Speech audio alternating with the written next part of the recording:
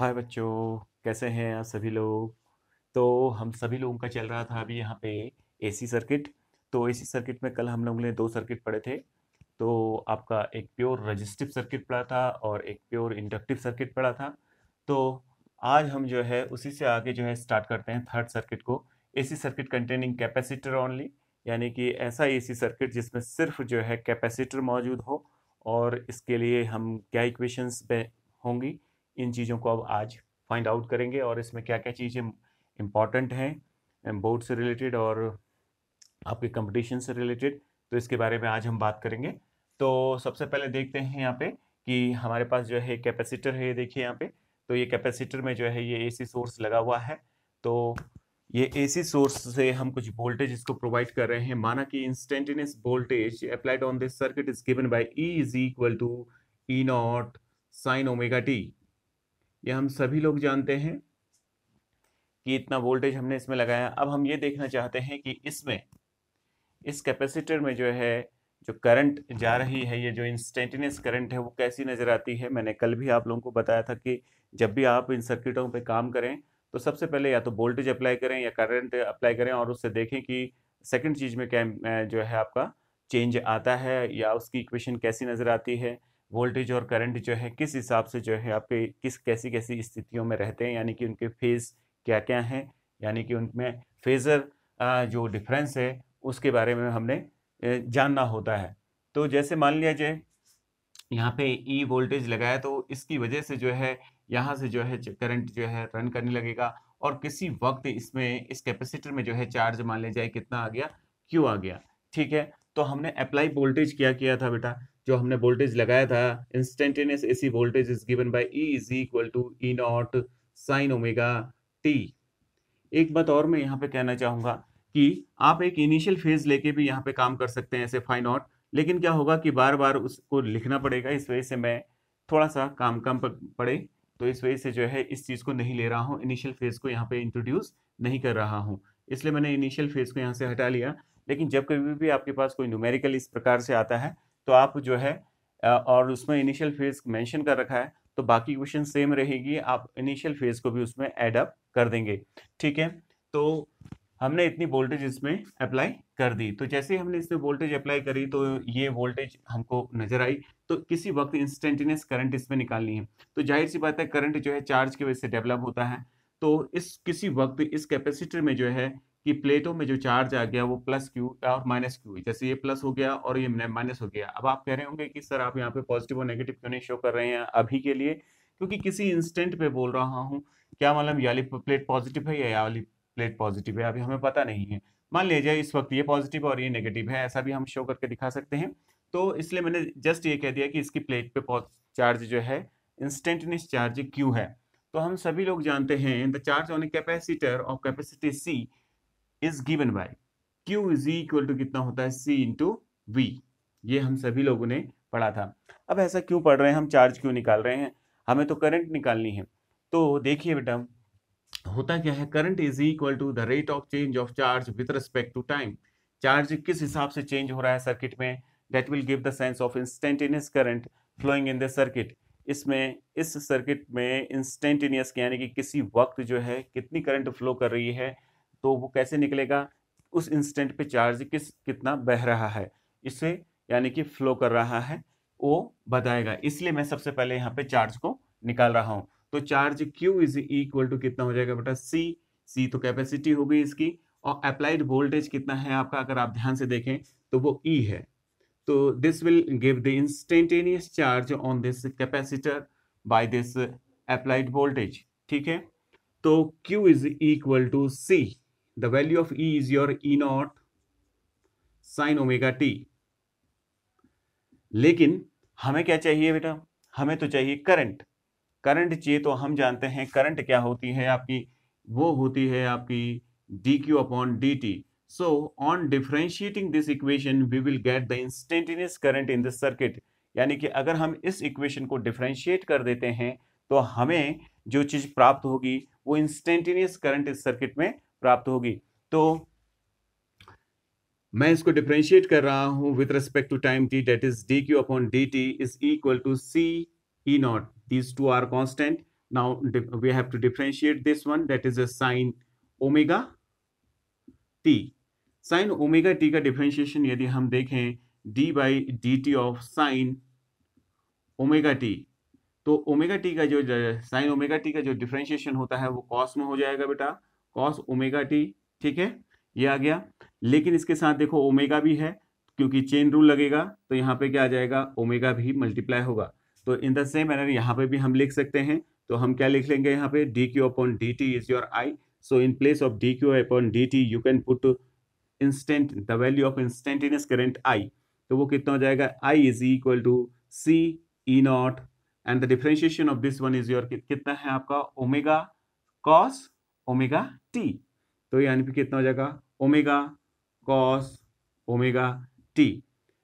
तो ये हमारे पास जो है कुछ इक्वेशन आ गई है। अगर इस इक्वेशन को अगर हम ध्यान से देखें तो इस इक्वेशन को करने के लिए जैसे हम इस करंट को निकालते हैं तो इस करंट को इस फर्स्ट इक्वेशन से क्या करते हैं, कंपेयर करते हैं।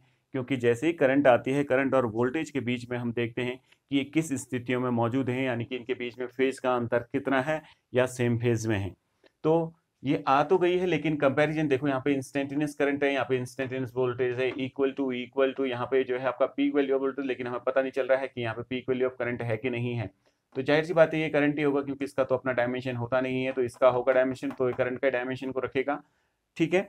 तो ये जाहिर सी बात है ये करंट को ही शो कर रहा है। लेकिन यहाँ ध्यान से देखिए कि आगे जो इसके पास जो है जो ट्रिग्नोमेट्रिक रेशियो है वो आपका साइन है और यहाँ पे कोसाइन है, तो इसमें सभी कंपैरिजन पॉसिबल नहीं है इन दोनों पॉसिबल इन इक्वेशंस में। तो इसलिए हम इस साइन ओमेगा टी को जो है क्या करते हैं, रिप्लेस करते हैं, सॉरी कॉस ओमेगा टी को जो है रिप्लेस करते हैं साइन से। क्या हमारे पास ऐसे कोई फॉर्मूले मौजूद हैं जिसमें जो है कॉस ओमेगा टी को जो है हटा के साइन ओमेगा टी बनाया जा सके? तो हाँ, हमारे पास ऐसे दो फॉर्मूले हैं जिनकी मदद से हम बड़े इजीली कर सकते हैं। तो ध्यान से देखिए, एक है आपका sine theta is equal to, अगर मैं लिखना चाहूं इसमें साइन 90 माइनस थीटा, 90 यानी कि minus theta is equal to cos theta, एक ये होता है। और again sine 90 plus theta is also equal to cos theta. अब मैं इसमें से कौन सी वैल्यू को यूज करूं? बच्चा बहुत कंफ्यूज रहता है कि ये वाली वैल्यू को यूज करें कि ये वाली वैल्यू को यूज करते हैं। मान लीजिए आप ऊपर वाली वैल्यू को यूज करते हैं, तो आई इज इक्वल टू, ये हो गया सी ई नॉट ओमेगा, ठीक है। ये कॉस है, कॉस की जगह अगर इसको रखते हैं, देखो कितना हो जाएगा, sign pi by 2 minus theta, theta is your omega T, ये रख दिया मैंने। अगर मैं इससे इसको कंपैरिजन करता हूं, इसका कंपैरिजन करता हूं, तो देखो एक समस्या आ जाती है। क्या समस्या आती है? यहाँ ओमेगा टी पॉजिटिव है, यहाँ ओमेगा टी नेगेटिव हो जा रहा है। इट मीन्स ये जो मैंने लिखने का तरीका अपना रखा है ये गलत ढंग से, क्योंकि इसमें कंपैरिजन प्रॉपर नहीं हो पा रहा है। तो मैं क्यों ना एक प्रॉपर तरीका लूं, तो इसलिए मैं इस वाली इक्वेशन को लूंगा। क्यों लूंगा? इसलिए लूंगा क्योंकि यहाँ पे ओमेगा टी जो है नेगेटिव हो जा रहा है, और जबकि जिस इक्वेशन से, इक्वेशन 1 से मुझे इस इक्वेशन को कंपेयर करना है, तो जब मैं इसको कंपेयर करूंगा तो यहाँ ओमेगा टी पॉजिटिव नजर आ रहा है। तो कंपैरिजन करने वक्त मुझे इस नेगेटिव का भी ध्यान में रखना पड़ेगा, और जिसमें कंपेयर करने में मुझे परेशानी होगी।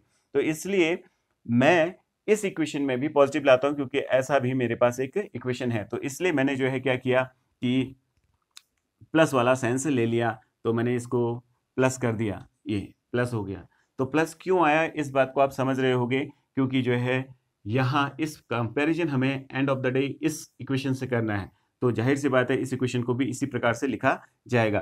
तो अब इसको जरा ध्यान से देखते हैं। तो I is equal to E naught, ये अपनी जगह पे है, ठीक है, अपॉन ये जो सी ओमेगा है, this can be written as 1 by C omega.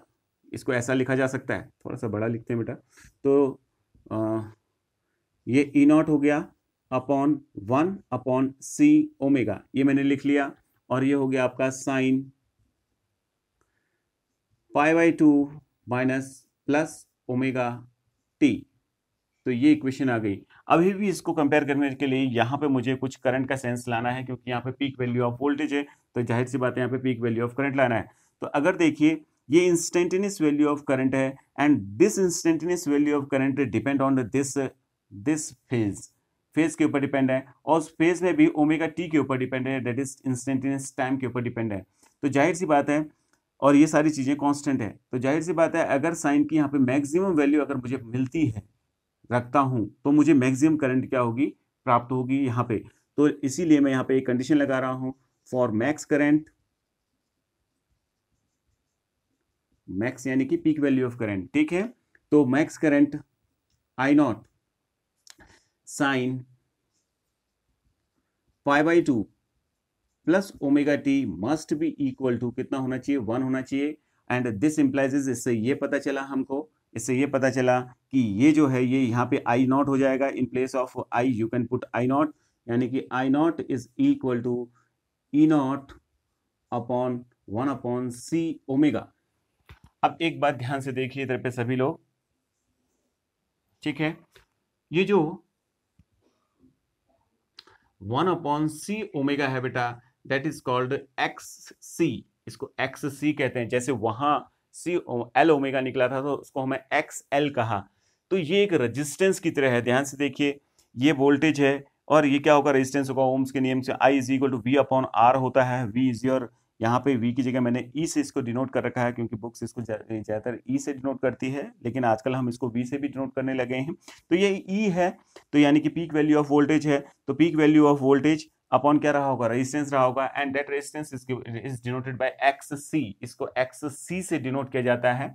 और एक्स सी को हम जो क्या बोलते हैं, इस रेजिस्टेंस को, क्योंकि ये इसके द्वारा रेजिस्टेंस बना है तो इसलिए इसका नाम कैपेसिटिव, कैपेसिटिव यानी कि एक कैपेसिटर ने इसको बनाया है, इसका रिएक्शन आया है तो इसलिए इसका नाम क्या है, कैपेसिटिव रिएक्टेंस के नाम से जाना जाता है। तो इसलिए हम जो है आई नॉट को कैसा लिख सकते हैं बेटा, ई नॉट अपॉन एक्स सी, ये हो गया। तो अब इस इक्वेशन को यदि हम ध्यान से देखें, इस पर्टिकुलर इक्वेशन को यदि हम ध्यान से देखें तो इस इक्वेशन को लिखा जा सकता है, therefore instantaneous current, therefore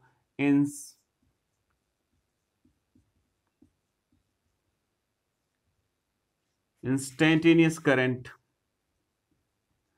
and the circuit is given by, instantaneous current कैसा हो जाएगा बेटा, I is equal to I naught, एक तो ये आ गया, ठीक है। In place of this you can put I naught, क्यों रख सकते हैं आई नॉट, क्योंकि जो है हमें पता चला कि 1 upon omega C X C है और E not upon X C is your I naught, तो ये E not upon X C था, तो जाहिर सी बात है इसकी जगह पे हम आई नॉट रख सकते हैं। बाकी चीजें ऐसी ही हैं, तो कितना हो जाएगा, sign pi by to minus plus omega T.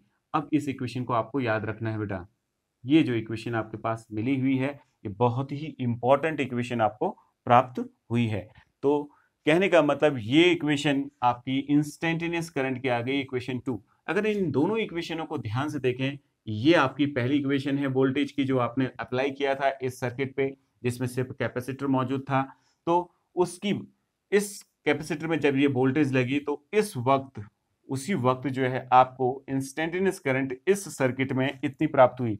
तो आप अगर इस इक्वेशन को ध्यान से देखें, इसी इक्वेशन को अगर ध्यान से देखें तो ऐसे भी लिखा जा सकता है, देखो I naught sine omega T plus pi by two, यानी कि देखो यहां पे देखिए ये E is your instantaneous value of voltage, यहाँ पे I is your instantaneous value of current, equal to peak value of voltage peak value of current, sine sine omega T, तो इसके पास जो है पाई बाई टू, यानी कि इसके पास ज्यादा एंगल है, यानी कि ये पाई बाई टू एंगल आगे चल रही है फेज में।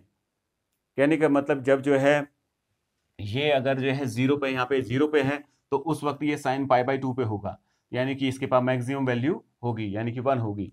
तो कहने का मतलब ये आपका क्या कर रहा है, पाई बाई टू एंगल आगे चल रहा है। तो हम ऐसा कह सकते हैं कि ऐसा एसी सर्किट है जिसमें सिर्फ कैपेसिटर मौजूद हो तो उसमें जो है आपका करंट जो है आगे चलती है 90 डिग्री वोल्टेज से, ठीक है ना। तो हम ऐसा कहेंगे यहाँ पे, therefore for an AC circuit, for an AC circuit, या डायरेक्ट लिखते हैं बेटा, therefore current leads the voltage by a phase angle of phi is equal to pi by 2 या 90, या इसको 90 भी कहते हैं, पाई बाई टू को 90 भी कहते हैं, 90 डिग्री, ठीक है। और या ऐसा भी कहते हैं, और voltage lags behind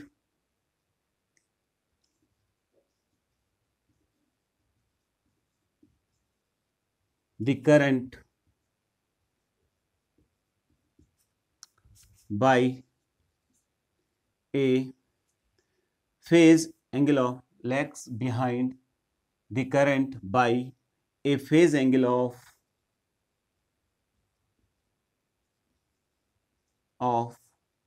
phi is equal to pi by two, that is 90 degree जो है करंट आगे चलेगी। तो इसका फेजर डायग्राम को क्या करेंगे, तो आपको क्या याद रखना है, इस इक्वेशन को याद रखना है कि यानी कि इंस्टेंटेनियस करंट क्या है, या इस इक्वेशन को याद रखना है। इस इक्वेशन को अगर मॉडिफाई करके यहाँ पे लिखना चाहें आप तो ऐसा भी लिख सकते हैं, क्योंकि इस इक्वेशन से ये इक्वेशन बनाने का मेन मकसद ये था, ये वाला इक्वेशन या यह इक्वेशन बनाने का दोनों एक ही है, तो इनको बनाने का मेन मकसद है क्योंकि कंपैरिजन ढंग से पॉसिबल हो सके। तो इसी इक्वेशन को अगर हम लिखना चाहें तो इसी इक्वेशन को ऐसा भी लिख सकते हैं, देखिए यहाँ पे जरा, I is equal to I naught, एक ही आ गया आपका आई नॉट, ठीक है, आई नॉट, सॉरी ये तो हमने ऑलरेडी यहाँ पे लिख रखा है, तो यहाँ पे इस वाले इक्वेशन में हम लिख सकते हैं I is equal to I naught cos omega T, क्योंकि इसकी जगह पे हमने क्या लिख दिया, इसकी जगह पे क्योंकि E not upon 1 upon C omega है, that is 1 upon X X, यानी वो ई अपॉन एक्सी था, ई नॉट अपॉन एक्सी था, तो ये E not upon X C is your क्या है आपका आई नॉट था, तो उसको मैंने यहाँ पे लिख लिया। तो इस इक्वेशन को भी याद रखना है, ये इक्वेशन आपको ग्राफ बनाने में बड़े इजीली जल्दी ग्राफ बना देगा, और ये भी ग्राफ बना देगा, लेकिन इसमें क्या है, पहले इसको सॉल्व करना पड़ेगा, तो डायरेक्ट आपको ये दे सकता है, तो इस वजह से ऐसा किया। इसको निकालने का मेन मकसद ये था कि ताकि कंपैरिजन पॉसिबल हो सके। तो फिलहाल अभी आप हमारे पास जो है इंस्टेंटेनियस वैल्यू ऑफ करंट जो है इतनी आ गई जब वोल्टेज इतनी अप्लाई थी, और जिससे हमें ये पता चला कि जो वोल्टेज है वो करंट से पीछे चलती है पाई बाई टू एंगल, या ऐसा हम कह सकते हैं कि करंट जो है पाई बाई टू एंगल आगे चलती है किससे, वोल्टेज से। तो अगर इसका फेजर डायग्राम हम देखें, तो अगर हम इसका फेजर डायग्राम देखें जरा, तो कैसा होगा, देखिए फेजर डायग्राम, तो फेजर डायग्राम कैसा होगा, देखिए बेटा, अगर हम सिंपली ये एक्स एक्सिस है, अगर वो यहां पे वोल्टेज को ले लें, इस ये जो है वोल्टेज, और जो कि ओमेगा टी एंगल आगे है इस एक्स एक्सिस से, अगर ऐसा मान के हम काम करते हैं, तो करंट जो है आपका, ये करंट जो है 90 डिग्री जो है आगे चल रही है। ये देखो करंट को मैंने 90 डिग्री जो है क्या कर दिया, आगे लिख लिया, ठीक है, ये करंट को शो कर रहा है, ठीक है। एक तो इस ढंग से आप बना सकते हैं, या आप ऐसे भी बना सकते हैं, और ठीक है, अगर सिंपल बनाना है तो अगर आपके पास दो एक्सिस हैं, अगर ये जो है आपकी वोल्टेज को शो कर रही है, तो ये आपकी करंट को शो करेगी, और इन दोनों के बीच में जो एंगल है वो कितना है आपका, पाई बाई टू, ठीक है, ऐसा हमने देखा। अब हम आगे देख रहे हैं, अगर हम ऐसा ना करके ऐसा बनाना चाहते हैं, तो ये करंट है अगर, तो वोल्टेज क्या रही होगी, ये रही होगी, तो आप इसमें से कोई भी डायग्राम बना सकते हैं फेज के लिए, तो ये कितना हो जाएगा, पाई बाई टू एंगल आगे है, ठीक है। लेकिन इसमें जो है साइन, यानी कि जो है आपका वेव फॉर्म में भी जो है इसके फेजर डायग्राम को शो कर सकते हैं।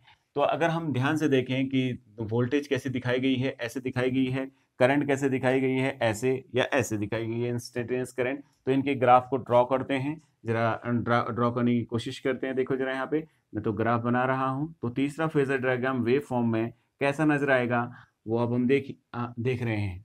तो जैसे ये है आपका, तो हमने ये वोल्टेज को देखो, वोल्टेज के इक्वेशन में देखो, जरा ध्यान से देखो, E is equal to E naught sine omega T, ये वोल्टेज आपने अप्लाई किया था, इंस्टेंटेनियस वोल्टेज ये था। तो ये देखो ई नॉट तो कांस्टेंट है, यानी कि साइन कर्व को शो कर रहा है, तो साइन कर्व कैसा बनता है बेटा, वो तो ऐसा बनेगा, ये बन गया। तो ये आपकी वोल्टेज को शो कर रहा है, और ये टाइम को शो कर रहा है, ठीक है। तो इस प्रकार से ये आपका क्या बन गया, वोल्टेज कर्व, ये वोल्टेज कर्व हो गया इंस्टेंटेनियस वैल्यू ऑफ वोल्टेज, और ये पीक वैल्यू ऑफ वोल्टेज को शो कर रहा है ई नॉट। अगर मैं इसको समय में जो है डिवाइड करूं तो ये टी है, ये 3t/4 है, ठीक है, और ये t/2 है, आधा हो जाएगा, और ये क्या हो जाएगा t/4, इस प्रकार से आ गया। अब हम देखते हैं किसको, करंट को। तो अगर हम करंट को जरा ध्यान से देखें, तो करंट की इक्वेशन ये है, लेकिन वो इस इक्वेशन से निकली है, क्योंकि इसको तो इस बनाने का मेन मकसद ये था कि ताकि हम इससे कंपेयर कर सके। है तो ये, तो यानी कि कॉस ग्राफ है, देखो I is equal to I naught cos omega T, I is equal to I naught cos omega T.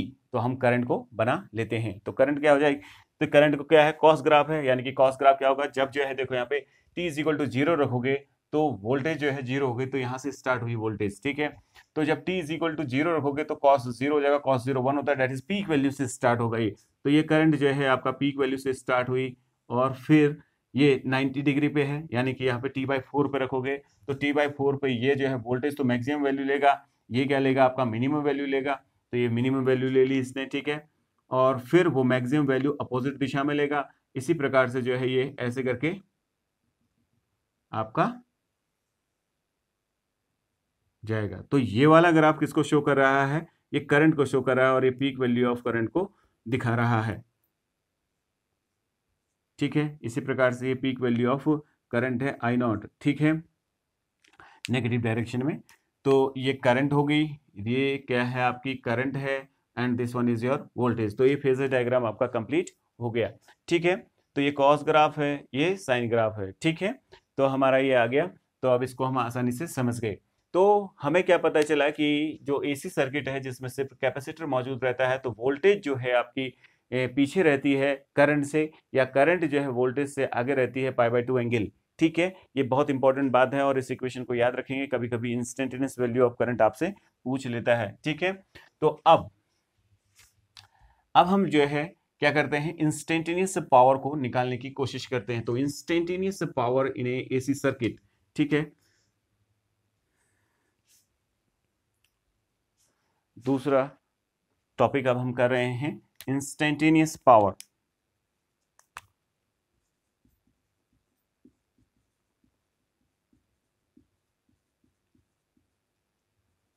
Power for an AC circuit containing capacitor of only. तो इंस्टेंटेनियस पावर क्या होगी, हम जानते हैं power is equal to कितना होता है बेटा, वी आई, ये हमने पढ़ा था पहले, ठीक है। तो पावर को अगर हम निकालना चाहें यहां से निकालना चाहें तो P इज इक्वल टू, अगर ध्यान से देखें पावर को, तो power instantaneous voltage is your this, देखो यहाँ पे लगा रखी है, इतनी वोल्टेज लगा रखी है, तो यानी कि E इंटू इंस्टेंटेनियस करंट, ठीक है। तो इंस्टेंटेनियस वोल्टेज को अगर हम ध्यान से यहाँ पे ध्यान से देखें इंस्टेंटेनियस वोल्टेज को, तो वो ये है, तो P इज इक्वल टू कितना हो जाएगा, ई नॉट, ठीक है, साइन ओमेगा टी। और I यानी कि ये है, देखो I ये है इंस्टेंटेनियस करंट, एक और वैल्यू निकली थी, मैं उसको इसलिए नहीं लिख रहा हूं क्योंकि एंड ऑफ द डे उसको सॉल्व करके लिखना पड़ेगा। एक और वैल्यू आपने निकाली थी, I is equal to I naught sine omega T plus pi by two, जिसको अभी मैंने मिटा दिया यहाँ पे से। अब इसको लिखूंगा तो बाद में जो है पाई बाई टू प्लस थीटा करके जो है कॉस थीटा ही लिखना है, तो मैं डायरेक्ट क्यों ना लिख लूँ उसको। तो यहाँ पे मैं पावर को निकाल रहा हूँ, ध्यान से देखिए पावर को, तो पावर आई को ये वाली वैल्यू लिख देता हूँ आई की, तो आई इज इक्वल टू कितना हो जाएगा, I naught instantaneous value of current is I naught cos omega T. अगर हम इसको ध्यान से देखें तो P इज इक्वल टू कितना हो जाएगा, E naught I naught sine omega T, कितना हो जाएगा आपका, कॉस ओमेगा टी। अब हमारे पास एक फॉर्मूला है, 2 times of sine theta cos theta can be written as sine of 2 theta, ठीक है। तो अगर इस 2 को यहां से हटाऊं तो ये 2 इसके नीचे आ जाएगा, ठीक है। तो ये देखो sine omega T cos omega T is equal to 2 times of 2 omega T upon 2। तो इसको भी ऐसे लिखा जा सकता है, तो P instantaneous power is equal to कितना हो जाएगा आपका, E naught I naught, in place of this you can put sin 2 omega t upon 2, ये आ गया। और इसको अगर RMS वैल्यूज पे लिखना चाहते हैं तो हम सभी लोग जानते हैं कि E not upon under root two is equal to E R M S होता है, और इसी प्रकार से I naught upon under root two I R M S होता है। तो जाहिर सी बात है इनकी जगह पे हम क्या लिख सकते हैं, P is equal to E R M S I R M S sine omega T. This is the value of instantaneous power in this circuit, किसी वक्त इतनी इसमें पावर होगी। अब एवरेज पावर अगर निकालना है, ठीक है, तो उसको कैसे निकालेंगे वो अब हम देख रहे हैं, एवरेज पावर कितनी होगी, ठीक है। फिर इसको ग्राफिकली समझने की कोशिश करेंगे, ठीक है। तो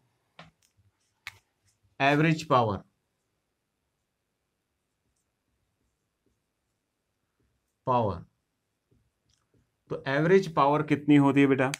एवरेज पावर क्या होगी? इसको जो है क्या लें, इसकी वैल्यू को एवरेज लेना पड़ेगा। जब भी किसी साइन फंक्शन या कोसाइन फंक्शन को एवरेज वैल्यू लेना चाहेंगे तो उसमें क्या हो जाएगा, वो 0 टू, अगर टी कंप्लीट साइकिल करोगे तो 0 हो जाएगा। ठीक है, ठीक है। और मैंने आपसे बोला था कि एक फॉर्मूला आप याद रखेंगे जिसको अभी हम बाद में प्रूव करेंगे। तो average power is given by P average is equal to I R M S E R M S cos phi. तो यहां के लिए, इसके लिए फाई कितना है बेटा? पाई/2। इन दोनों के बीच में ई और आई के बीच में जो एंगल है वो पाई/2 है। तो P average is equal to कितना हो जाएगा आपका? E R M S I R M S cos 90 and that is equal to 0, that is average power dissipation in this circuit is your 0। यानी कि फॉर कंप्लीट साइकिल के लिए जो power का डिसिपेशन होगा वो इतना होगा। ये किसी इंस्टेंट पे है। बच्चा कंफ्यूज करता है कि यार एक जगह तो पावर ऐसा दिखा रहे हैं सर और दूसरी जगह पे ऐसा दिखा रहे हैं। ये पूरी साइकिल के लिए है बेटा। अभी मैं उस ग्राफ को बताऊंगा तो और आपको अब ज्यादा बेहतर समझ में आएगा। तो एवरेज पावर जो है आपकी क्या होती है? कैपेसिटर में 0 होती है। सेम उसी ढंग से जैसे इंडक्टर में 0 होते हैं, वहां पे भी जो है वोल्टेज और करंट के बीच में एंगल जो है पाई/2 है। लेकिन वहां पे वोल्टेज आगे चलती है करंट से, यहाँ पे करंट आगे चलती है वोल्टेज से। ठीक है, जो अभी हम कर रहे हैं। तो ये एवरेज पावर भी आ गया। अब इनके बीच में ग्राफ को ड्रॉ करते हैं और उस ग्राफ को मैं बना रहा हूं, आप सभी के सामने देखिए। तो ग्राफ इंस्टेंटेनियस पावर का मैं ग्राफ बना रहा हूं, तो आप सभी लोग देखिए। तो इंस्टेंटेनियस पावर का क्या ग्राफ होगा? ठीक है, पावर का ग्राफ बनाने के लिए मैं इसमें बहुत सारे 2-3 ग्राफों को इन्वॉल्व करूंगा। आप इसमें देखना कि कौन कौन से ग्राफ इसमें इन्वॉल्व हैं। तो सबसे पहले वोल्टेज का बनाते हैं। तो वोल्टेज कितनी लगी हुई है? देखो इतनी लगी हुई है। तो ये हमने वोल्टेज लगा दी, ये वोल्टेज। ये ग्राफ किसका है? आपका वोल्टेज का है। ठीक है, तो मैं इसको दिखा देता हूं। तो ये वोल्टेज हो गया, यानी कि ई का ग्राफ। ठीक है, ये ई का ग्राफ है आपका। ठीक है, अब देखते हैं इसमें एक और ग्राफ बना लेते हैं। देखो बेटा, ये क्या है? क्या चीज है? देखो ये इंस्टेंटेनियस चार्ज। तो इंस्टेंटेनियस चार्ज का ग्राफ बना रहे हैं अब हम। मैं नीले वाली पेन से बना रहा हूं इंस्टेंटेनियस चार्ज का। तो इंस्टेंटेनियस चार्ज का ग्राफ भी क्या है? साइन ग्राफ है। तो देखो जरा साइन ग्राफ तो सेम ऐसा ही होगा। तो चार्ज जो है, चार्ज का ग्राफ बनाते हैं। देखिए, तो ये चार्ज का ग्राफ हो गई है।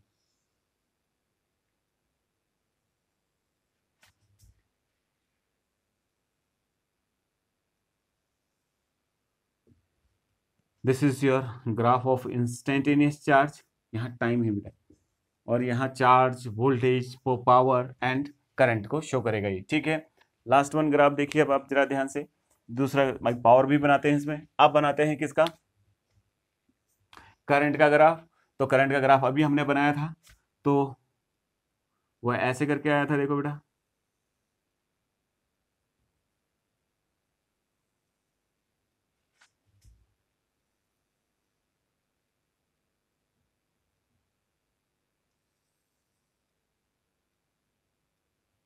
तो ये ग्राफ जो है आपका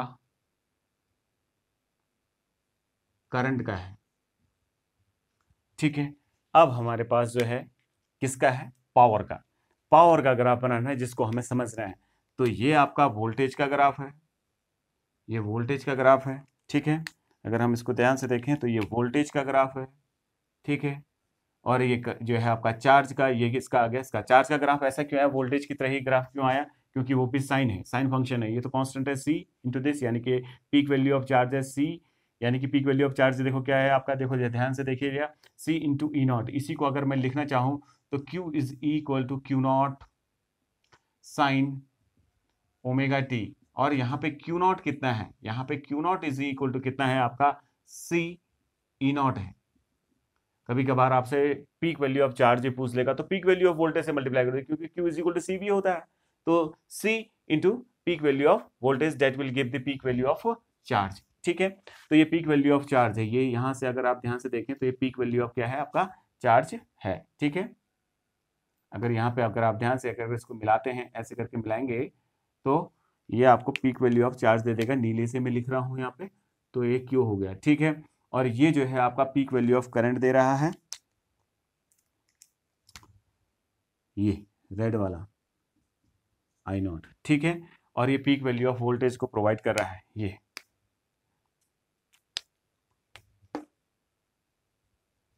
ये वोल्टेज को प्रोवाइड कर रहा है पीक वैल्यू, ये आ गया, इसको हटा देते हैं बेटा, मैंने ये वोल्टेज लिख लिया ई।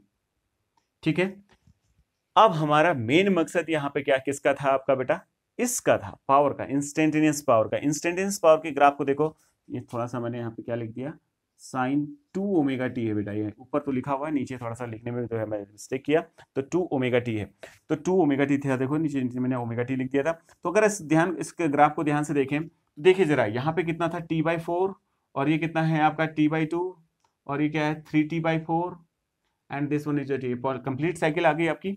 ध्यान से देखना, या इस वाले सेंस में, इस वाले के सेंस को समझते हैं। ठीक है, तो t/4 और t/4 के बीच में ये वाला पॉइंट कितना होगा आपका, t/8 होगा, दिस प्लस दिस, यानी कि ये कितना होगा t/4 प्लस t/4, या t/8 प्लस t/8, तो कितना होगा t/4 प्राप्त हुआ होगा। ठीक है, तो ये बीच वाले सेक्शन को देखते हैं। तो t/8 के लिए अगर इसको सॉल्व करें, इसको t/8 के लिए अगर सॉल्व करते हैं, तो ध्यान से देखो, यहाँ पे मैं सॉल्व करके दिखाता हूँ आपको पावर को। ठीक है, अगर हम जो है t/8 के लिए सॉल्व करते हैं इसको, तो कितना हो जाएगा, साइन को सॉल्व करते हैं, देखो साइन 2 ओमेगा, ओमेगा कितना है होता है आपका 2π/कैपिटल T into T is your क्या है t/8, t/8 के लिए सॉल्व कर लेते हैं पहले। तो कितना हो जाएगा 2 हो जाएगा, t से t कैंसिल, यानी कि sine π/2, sine π/2 that is maximum value, that is 1। तो ये मैक्सिमम वैल्यू ऑफ पावर देगा, यानी कि जो यहां से पहले देखो t इज इक्वल टू 0 रखते हो तो पावर 0 है, t is equal to t/4 रखा तो मैक्सिमम वैल्यू ऑफ पावर मिल रही है। तो पावर क्या आ रही है, पॉजिटिव आ रही है, क्योंकि देखो यहाँ पे देखो पावर इज इक्वल टू क्या होता है, वोल्टेज इंटू करंट। तो वोल्टेज भी पॉजिटिव है, यहां से लेकर यहां से ये करंट को दिखा रहा है, ये करंट और ये वोल्टेज है, बोथ आर पॉजिटिव, तो पावर भी पॉजिटिव होगी। तो कहने का मतलब क्या है कि अगर मैं इस ग्राफ को शो करना चाहूं, पावर के ग्राफ को शो करना चाहूं, तो यहां पे आपको एक मैक्सिमम वैल्यू क्या होती है, प्राप्त होती है, ये मैक्सिमम वैल्यू प्राप्त हो गई। ठीक है, फिर जो है t/4 पे इसको सॉल्व करोगे, तो ये देखो t/4 को दे साइन 2 इंटू ओमेगा टी था ना, तो ओमेगा की जगह क्या रख सकते हो 2π/कैपिटल T इंटू ये कर रहा हूं t/4 के लिए सॉल्व कर रहा हूं, t/4, तो ये कर दिया, दिस कैंसिल, ये कैंसिल हो गया सब, यानी कि साइन पाई का वैल्यू कितना होता है आपका 0 होता है। साइन पाई की वैल्यू कितनी होती है बेटा 0 होती है। तो जाहिर सी बात है अब यहाँ पे आ जाएगा ग्राफ, तो यहां से ऐसे करके घूम के ग्राफ कहाँ आ गया, इधर आ गया। ठीक है, फिर जो है ऐसे यहाँ पे निकालेंगे तो ये मैक्सिमम वैल्यू को प्राप्त करेगा नीचे की साइड डाउनवर्ड डायरेक्शन में, तो ये मैक्सिमम आ गया, फिर ये मिनिमम, फिर मैक्सिमम, फिर मिनिमम। ठीक है, फिर मैक्सिमम, ऐसे करके। तो देखते हैं जरा, देखो यहाँ पे वोल्टेज नेगेटिव होगी, देखो ये पावर नेगेटिव होगी, कैसे होगी देखो, ये किसको शो कर रहा है, रेड वाले को देखो, ये करंट को शो कर रहा है, देखो ये करंट को शो कर रहा है, और जो ब्लैक वाला है, ब्लैक वाला वो क्या है, ये है। तो वोल्टेज इंटू करंट क्या दे देगा आपका, नेगेटिव पावर आ रही है, देखो दिख रहा है आपको। इन द सेम मैनर इस वाले सेक्शन में जाते हैं, देखो यहाँ पे जो है करंट भी नेगेटिव है, वोल्टेज भी नेगेटिव है, इन दोनों का प्रोडक्ट क्या होगा, पॉजिटिव होगा, तो ऊपर की साइड आ गया graph. In the same manner देखो यहाँ पे इस वाले में देखो, ये करंट है और ये वोल्टेज है, वोल्टेज नेगेटिव करंट पॉजिटिव, तो उन दोनों का प्रोडक्ट नेगेटिव, तो नीचे की साइड पावर आ गई। तो ये किसको शो कर रहा है, आपका पावर को शो कर रहा है, और ये मैक्सिमम पावर को आपको शो कर रहा है। ठीक है, अब एक चीज समझते हैं जरा, देखिए जैसे ही इस वोल्टेज को इसमें लगाया तो जो है चार्ज बढ़ने लगा, देखो चार्ज बढ़ने लगा, ये देखो ये जो नीला वाला है वो चार्ज को शो कर रहा है, ये किसको शो कर रहा है, ये वाला ग्राफ जो है क्यू को शो कर रहा है। ठीक है, तो क्यू भी बढ़ने लग रहा है, क्यू बढ़ रहा है, यानी कि सर्किट में देखो, अगर हम इसको सर्किटली अगर समझना चाहें,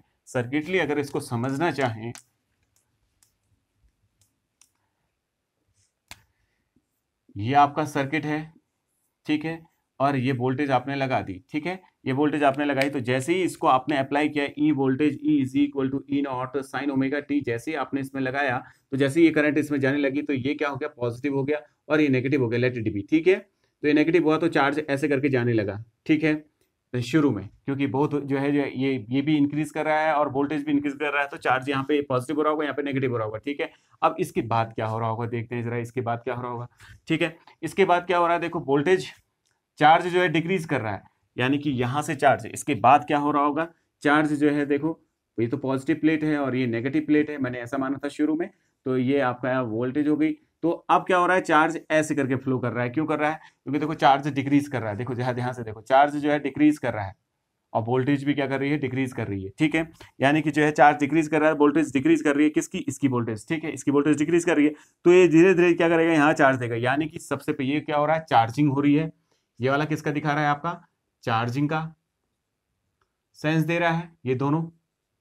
और ये दोनों किसका दे रहे हैं, डिस्चार्जिंग का सेंस दे रहे हैं। यानी कि जितना चार्ज इसने लिया, कैपेसिटर में चार्ज जो है कैसा होता है, हाफ CV स्क्वायर होता है, ऐसा होता है जो एनर्जी होती है कैपेसिटर की।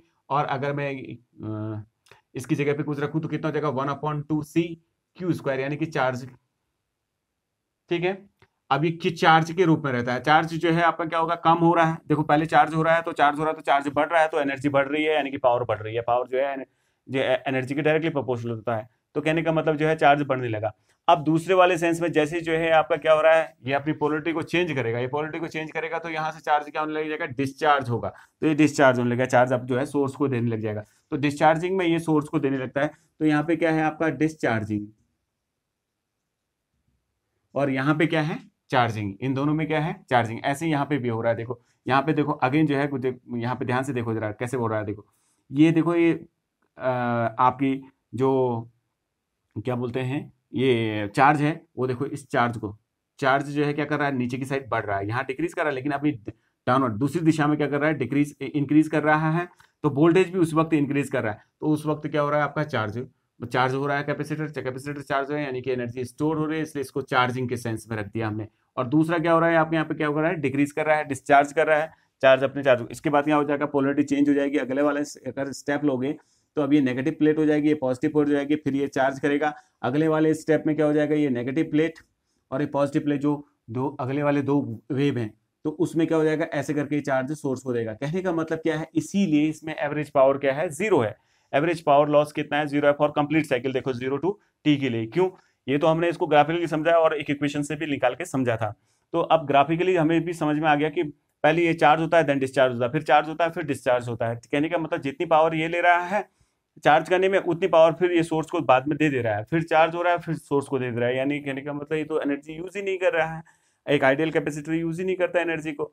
ठीक है, तो कहने का मतलब क्या है कि एनर्जी अपने पास रख ही नहीं रहा है, पावर को यूज ही नहीं कर रहा है। कहने का मतलब पावर को डिसिपेट ही नहीं कर रहा है। तो इसीलिए जो है एनर्जी डिसिपेशन, यानी कि power dissipation in an AC circuit containing a capacitor only is your 0। That is क्यों 0 होती है एवरेज पावर, ये इसलिए होती है। तो इस ग्राफ को आप ध्यान से समझ लीजिए। अब हम जो है एक टॉपिक जो हमने इससे पहले पढ़ा था उसको मैंने छोड़ दिया था, तो उस टॉपिक को जरा देख लेते हैं, क्योंकि वो एक इम्पॉर्टेंट टॉपिक है। उसको भी अब हम यहाँ पे देखते हैं। ठीक है, तो ये सभी लोगों को समझ में आ गया होगा। अब हम अगला वाला टॉपिक पकड़ रहे हैं जो कि हमारा XC है। तो अभी देखो जरा XC क्या है। तो XC is equal to 1/ωc। ये क्या है आपका कैपेसिटिव रिएक्टेंस। तो कैपेसिटिव रिएक्टेंस को अब हम देख रहे हैं। तो what is capacitive reactance? Capacitive reactance क्या होता है? That is it is the resistance offered by a capacitor in A AC circuit. जो ये रेजिस्टेंस ऑफर करता है, तो जाहिर सी बात है ये रेजिस्टेंस है, तो इसकी यूनिट भी क्या होगी, ओम ही होगी। इसे XC से डिनोट किया जाता है। हम सभी लोग जानते हैं कि ओमेगा बराबर कितना होता है, 2 pi nu. That is nu is your frequency of the AC। So this expression can be written as XC is equal to 1/2 pi nu C। ये हमारे पास एक बहुत इंपॉर्टेंट जानकारी यहां से प्राप्त हुई। ठीक है, तो अगर हम इसी इक्वेशन को ध्यान से देखें, इसी इक्वेशन को अगर हम ध्यान से देखें, देखो XC inversely proportional to omega है। ठीक है, C तो कांस्टेंट रहेगा, कोई भी कैपेसिटर आपने लिया हुआ है। और इस इक्वेशन को ध्यान से देखें तो XC is inversely proportional to क्या है, न्यू। ठीक है, यानी कि दो बातें पता चली। अब इन दोनों में हम ग्राफ ड्रॉ करते हैं। तो graph between XC and new, graph between XC and new. तो XC और न्यू के बीच में क्या कैसा ग्राफ होगा, देखो जरा। ये अगर मैं क्या मान लेता हूं, XC, और ये क्या मान लेता हूं, न्यू मान लेता हूं। तो ध्यान से देखो 1 सेंस में, यानी कि जो है जैसे जैसे फ्रीक्वेंसी बढ़ रही है XC क्या हो रहा है आपका, डिक्रीज कर रहा है। तो ये हो गया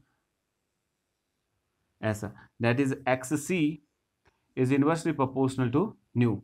इन द सेम मैनर अगर मैं दूसरा ग्राफ देखना चाहूं एक्स सी और ओमेगा के बीच में, तो वो भी क्या है, देखो X C is inversely proportional to omega, that is angular frequency of the AC, तो वो भी क्या हो जाएगा, ऐसा आ जाएगा। तो X C is inversely proportional to omega. ये दोनों ग्राफ आपको याद रखने हैं। अब इनके बेस पे काम करते हैं। देखो जरा, अगर हम फ्रीक्वेंसी ऑफ एसी को जो है क्या कर देते हैं, बढ़ाते हैं या घटाते हैं, ठीक है, तो क्या होता है, रेजिस्टेंस उसका यानी कि उसका कैपेसिटिव रिएक्टेंस पे क्या प्रभाव पड़ता है, ठीक है। ध्यान से देखो जरा, ध्यान से।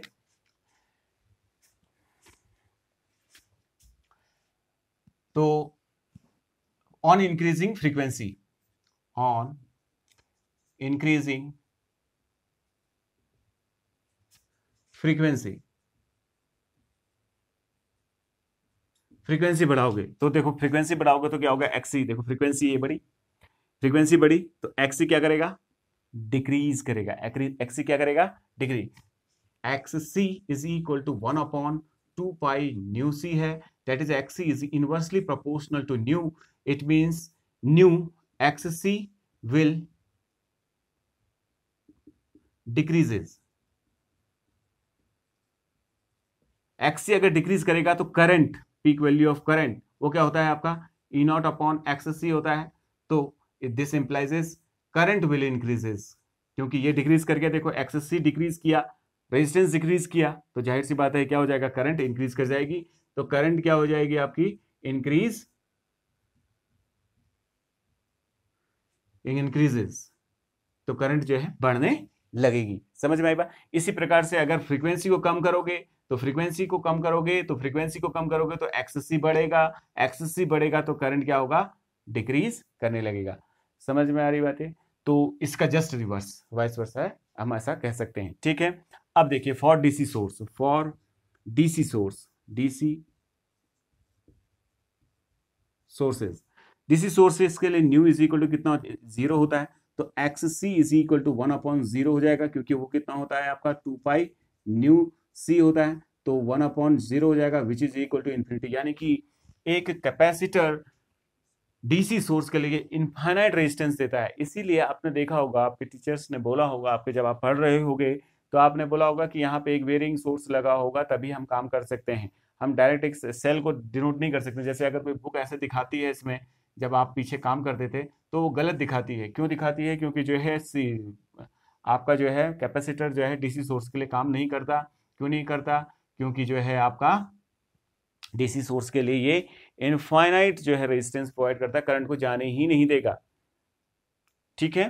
तो इस बात को आप लोग याद रखेंगे। अब अगर कोई कहता है कि अगर फ्रीक्वेंसी को डबल कर दिया जाए, देखो पहले फ्रीक्वेंसी कितनी थी, अगर इसी में देखते हैं, पहले फ्रीक्वेंसी जो है न्यू थी, अब बाद में 2 न्यू हो गई, तो अब क्या होगा, उसका प्रभाव क्या पड़ेगा, तो एक्स सी भी आधा हो जाएगा। देखो कैसा हो जाएगा बेटा, अगर मैं इसको रखता हूं, पहले इतना था, अब एक्स सी डैश निकाल रहा हूं, ये जो न्यू डैश है आपका, तो कितना हो जाएगा 2 pi nu, nu in place of nu you can put 2 nu C हो गया आपका। अब इसको करते हैं, देखो X C dash is equal to कितना हो जाएगा, 1/2 times of 2 pi nu C which is equal to कितना हो जाएगा आपका, ये पूरा कितना है, एक्स सी है। देखो 1/2 पाई न्यू सी कितना होता है, एक्स सी, तो X C upon 2, that is frequency को डबल करने पे क्या हो जाएगा आपका,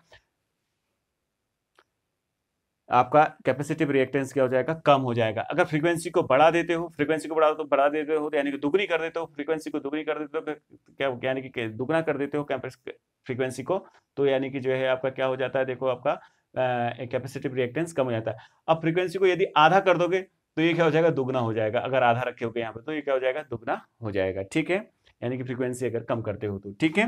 तो ये आपके पास कुछ सेंस यहाँ पे प्रोवाइड किया मैंने आपको, ठीक है। अब हम आगे पढ़ते हैं कुछ क्वेश्चंस, ठीक है। जैसे एक क्वेश्चन यहाँ पे अभी हमने देखा, तो एक दो क्वेश्चन और देख लेते हैं बेटा, ठीक है। अब हम एक दो क्वेश्चनों को और देखते हैं, जरा ध्यान से देखिए क्वेश्चंस क्या हैं आपके। मान लिया जाए आपके पास एक कैपेसिटर है और यहाँ पे एक बल्ब है, ठीक है। आपने क्या किया, ये एसी सोर्स लगा रखा है, इस कैपेसिटर के अंदर एक डाइलेक्ट्रिक डाल दिया, इसके अंदर क्या कर दिया, एक डाइलेक्ट्रिक इंसर्ट कर दिया, फिल कर दिया, कंप्लीटली फिल कर दिया इस कैपेसिटर के अंदर। तो आपसे बोला गया कि इसकी ब्राइटनेस बढ़ेगी घटेगी क्या होगा। तो हम जानते हैं X C is equal to 1/ओमेगा सी होता है, which is equal to 1/2 pi nu C होता है, ठीक है। तो फ्रीक्वेंसी को चेंज नहीं किया, जो भी सोर्स था वो तो हमने ऐसे ही लगा रहने दिया, लेकिन हमने क्या किया कि इस कैपेसिटर की कैपेसिटी को बढ़ा दिया। क्यों? जैसे ही इसमें डाइलेक्ट्रिक कांस्टेंट जाएगा, पहले इसकी कैपेसिटी सी नॉट थी, अब कितनी हो जाएगी? सी इज इक्वल टू के टाइम्स ऑफ सी नॉट, यानी कि उसका नया एक्स सी कैसा नजर आएगा? 1/2 पाई न्यू के सी नॉट। पहले कितना था आपका? इतना था, ठीक है। अब इतना हो गया, ठीक है, इतना हो गया, यानी कि इसकी रेजिस्टेंस क्या हो गई? डिक्रीज कर गई। इसकी रेजिस्टेंस क्या कर गई? डिक्रीज कर गई। रेजिस्टेंस डिक्रीज कर गई तो करंट इज इक्वल टू कितना होता है आपका? E not, E not upon कितना होता है? एक्ससी। एक्ससी डिक्रीज किया तो करंट क्या कर जाएगी? बढ़ जाएगी। करंट अगर बढ़ जाएगी तो P is directly proportional to I square होता है, because P is equal to I square R होता है, आई स्क्वायर आर होता है। तो यानी कि करंट बढ़ गई, करंट बढ़ गई तो करंट बढ़ जाएगी तो क्या हो जाएगा? इसकी ब्राइटनेस बढ़ जाएगी, ठीक है।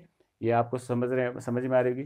जैसे ऐसा कह सकता है कि इसमें अब दूसरा बना देते हैं, दूसरा क्वेश्चन कर देते हैं। इसी में ये पहला था, अब इसी में जो है, यानी कि इसमें अगर जो है आपका डाइलेक्ट्रिक कांस्टेंट को डालते हैं तो डाइलेक्ट्रिक कांस्टेंट को डालने से जो है एक्स सी डिक्रीज करता है, एक्स सी डिक्रीज करता है तो करंट बढ़ेगी, करंट बढ़ेगी तो पावर डिसिपेशन बढ़ेगा, पावर डिसिपेशन बढ़ेगा तो यानी कि बल्ब ज्यादा ब्राइट दिखेगा। अब दूसरा ले लेते हैं। अब इसमें हमने कुछ नहीं किया, डाइलेक्ट्रिक भी कुछ नहीं डाला। दूसरा क्वेश्चन ये है आपका, हमने कुछ नहीं किया, कैपेसिटी ऐसे रहने दी इसकी, ठीक है। जो भी इसकी कैपेसिटी थी, बल्ब है, एक सोर्स लिया 220 वोल्ट का, ठीक है। पहले उसकी कुछ फ्रीक्वेंसी रही होगी, बाद में उसकी फ्रीक्वेंसी को क्या कर दिया? बढ़ा दिया, यानी कि न्यू डैश कर दिया, new dash is greater than new, frequency को बढ़ा दिया। तो फ्रीक्वेंसी को बढ़ाएंगे तो क्या हो जाएगा? एक्सेस सी क्या करेगा? डिक्रीज करेगा, ये डाउन आएगा, नीचे आएगा, ठीक है। ये डाउन आएगा तो करंट बढ़ेगी, करंट बढ़ेगी तो पावर भी डिसिपेशन भी बढ़ जाएगा। समझ में आ रही बात है? या हम ऐसा सोर्स लगाते हैं, फ्रीक्वेंसी को डिक्रीज करते हैं, new dash is less than new, जो पहले लगाया था, ठीक है। तो उससे क्या हो जाएगा? एक्स सी इंक्रीज कर जाएगा, ठीक है। एक्स सी इंक्रीज कर जाएगा तो जो है करंट क्या हो जाएगी? डिक्रीज कर जाएगी, करंट डिक्रीज कर जाएगी तो पावर क्या हो जाएगा? कम हो जाएगा, यानी कि ब्राइटनेस इसकी डिम हो जाएगी। यानी कि जैसे आप फ्रीक्वेंसी को बढ़ाते हो तो इसकी ब्राइटनेस बढ़ेगी, फ्रीक्वेंसी को डिक्रीज करते हो तो इसकी ब्राइटनेस कम हो जाएगी, ठीक है, क्योंकि करंट को डिक्रीज कर देगा। तो ये हमारे पास कुछ चीजें यहाँ पे प्राप्त हुई, ठीक है। अब हम जो है एक न्यूमेरिकल देख रहे हैं यहाँ पे, ठीक है। यदि हमारे को जो है एक इंस्टेंटेनियस वोल्टेज जो है प्रोवाइड की गई है,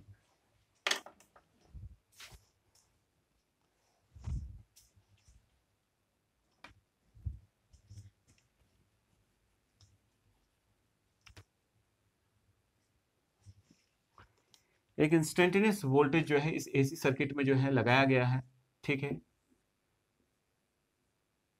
ये एसी सर्किट है तो इसमें instantaneous voltage E is equal to, अगर कुछ वैल्यू ले लेते हैं बेटा, ठीक है, 50 साइन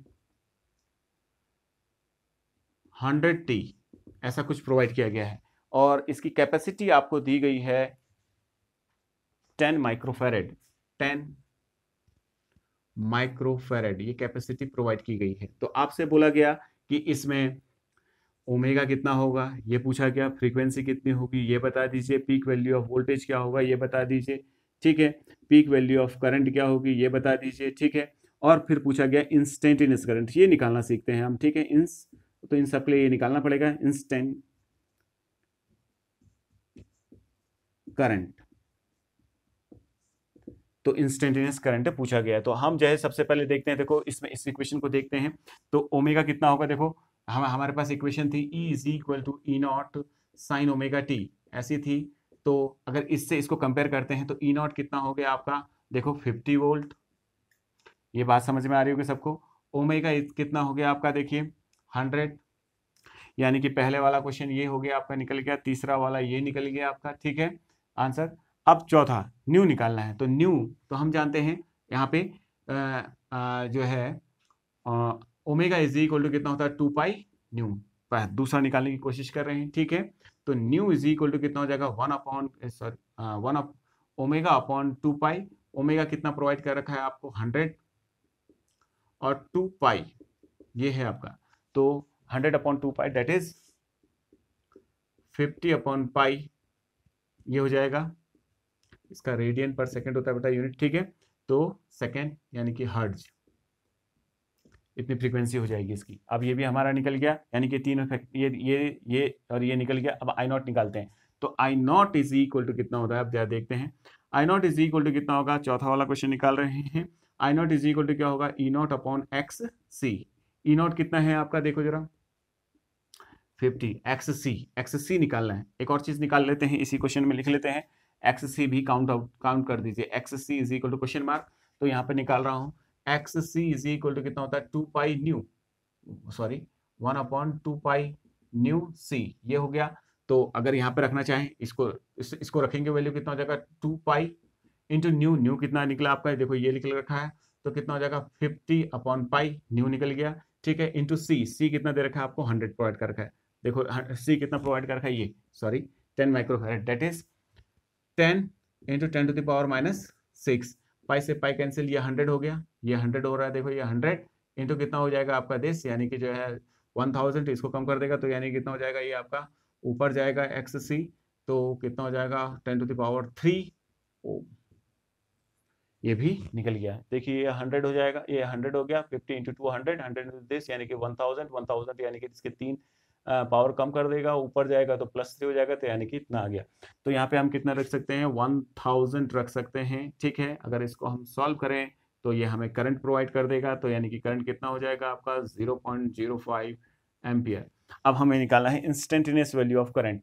तो instantaneous value of current is given by I naught sine omega T plus π/2। अभी हमने किया था, इसको किया था ना।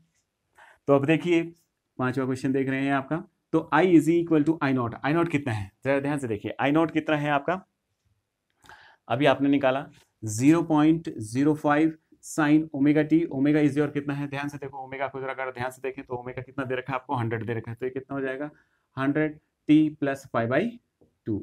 अब कोई कह रहा होगा सर यार हम डायरेक्ट इसको क्यों नहीं निकाल लेते हैं, instantaneous value of voltage upon कितना होगा एक्सिस सी रख के क्यों नहीं कर दे रहे हैं हम ऐसा नहीं कर सकते, क्योंकि जो है इसमें फेज में चेंज आ जाता है, फेज में चेंज आ जाता है, तो फेज में चेंज आ जाता है तो जाहिर सी बात है उसको भी इंट्रोड्यूस करके हमें काम करना होता है, तो जो हम ऑलरेडी कर चुके हैं तो हम दोबारा मेहनत क्यों करें। तो इस वजह से जो है इस इक्वेशन को याद रखना आपके लिए बहुत ही जरूरी हो जाता है, ठीक है। अगर इसी में हम लोग जो है अगर दूसरा क्वेश्चन बनाए, अब हमें करंट प्रोवाइड कर दे, ठीक है, ये चीज यहां ना देके अब इसको यहां दे दे, ठीक है, इधर दे दे। देखो मान ले जाए आपको करंट, इंस्टेंटेनियस करंट प्रोवाइड की गई है, I is equal to 50 sign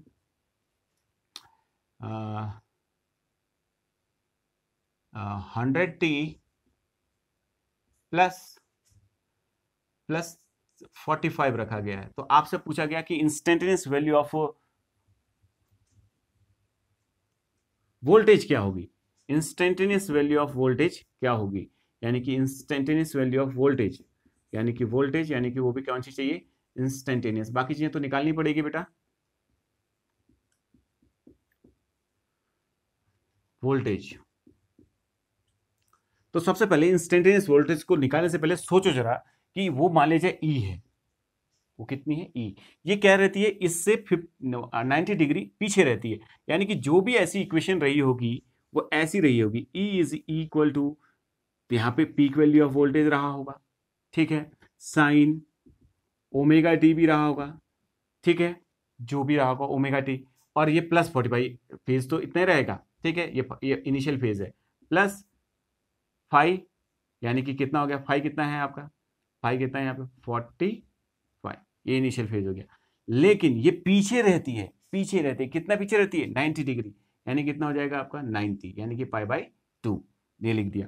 तो अब हमें पास अगर ओमेगा टी आ जाए, ई नॉट आ जाए, तो हम इसको काम इजिली कर लेंगे, यानी कि E naught sine omega T minus 45 is the equation of, क्या हो जाएगी, instantaneous equation for voltage for an AC circuit containing capacitor only, तो ये आ जाएगा। अब देखो ओमेगा भी पता है आपको, ओमेगा कितना दे रखा है आपको, 100 दे रखा है इसके, लेकिन अब इसकी वैल्यू निकल जाए। अगर आपको डाउट हो, कभी इस इक्वेशन पे डाउट हो जाए कि यार मैंने ये इंस्टेंटेनियस वैल्यू से नहीं, तो इन दोनों का फेज डिफरेंस कितना आना चाहिए बेटा, 90 आना चाहिए। अगर इसका डिफरेंस निकालोगे, देखो दिस माइनस दिस करो, देखो मैं आपको बताता हूँ, बड़ी इंपॉर्टेंट बात बता रहा हूँ। देखो इन दोनों के बीच में फेज का अंतर कितना होना चाहिए, 90 होना चाहिए। देखो इसका फेज क्या है, ये है इसका फेज, तो कितना हो जाएगा 100t प्लस 45 माइनस ये इसका फेज है, इसका फेज ये है, कितना हो जाएगा 100t, क्योंकि ओमेगा 100 है, 100t माइनस 45, तो ये 100t कैंसिल, 45 कितना हो जाएगा 90, यानी कि देखो अंतर आ रहा है उतना ही। समझ में आ रही बात है? तो इस बात को याद रखेंगे आप, ठीक है। तो ये इतना आ गया। अब हमें जो है ई नॉट निकालना है, तो E naught is equal to कितना हो जाएगा आपका बेटा आई नॉट इंटू कितना हो जाएगा इंटू एक्स सी। तो E naught is equal to I naught कितना प्रोवाइड कर रखा है, देखो ये 50 प्रोवाइड कर रखा है, तो 50 इंटू एक्स सी इसी और कितना होता है 1 ओमेगा सी, ठीक है, विच इज इक्वल टू कितना हो जाएगा, ध्यान से देखते हैं 50 अपॉन ओमेगा, ओमेगा की वैल्यू कितनी दे रखी है 100 दे रखी है, तो ये मैंने 100 रख दिया। सी की वैल्यू कितनी प्रोवाइड कर रखी है, देखो जरा, सी की value 10 microfarad, that is 10 into 10 to the power minus 3, ये आ गया। तो अगर हम इसको सॉल्व करें तो ये 6 सॉरी, तो ये -3 बन जाएगा, ऊपर जाएगा तो कितना हो जाएगा 50 इंटू 10 टू द पावर कितना हो जाएगा 3, यानी कि आपका ई नॉट आ गया। तो अगर आप इसकी इक्वेशन को लिखना चाहते हैं तो कितना हो जाएगा E is equal to E naught that is 50 into 10 to the power 3 sine 100t minus 45, because 100 क्यों लिखा बेटा यहाँ पे, बिकॉज ओमेगा कितना दे रखा है 100 प्रोवाइड कर रखा है, तो ये आपका वोल्ट आ गया। थोड़ा सा अगर कैलकुलेशन कोई मिस्टेक हो तो वो देख लेना बेटा, ठीक है। तो करेंगे ऐसे, तो ये आपको सभी लोगों को पता चला होगा, ठीक है। तो इस चीज को आप लोग दिमाग में रखें और इस इन क्वेश्चंस को करने की कोशिश करें। तो आज के लिए इतना ही, बाकी जो है हम कल पढ़ेंगे, ठीक है। ओके बाय, टेक केयर और पढ़ते रहिए। ये एक बात और बेटा, देखो इसमें क्या है कि मेरे जो वीडियोस जो आप देख रहे हैं, थोड़ा सा एक बात और बतानी है आपको, तो इसको अगर आपको पीछे कुछ भी देखना है तो आप प्लेलिस्ट में जाके देखिए। और दूसरा क्या है कि जैसे वीडियोस की जो क्वालिटीज हैं, जैसे 144 पिक्सल पे देखेंगे तो आपको थोड़ा सा कम क्वालिटी दिखाएगी, लेकिन 360 या जो है 720 पिक्सल पे देखते हैं तो आपको ज़्यादा बेटर जो है मतलब पूरा HD क्लियरिटी दिखाई देगी। तो ओके बाय।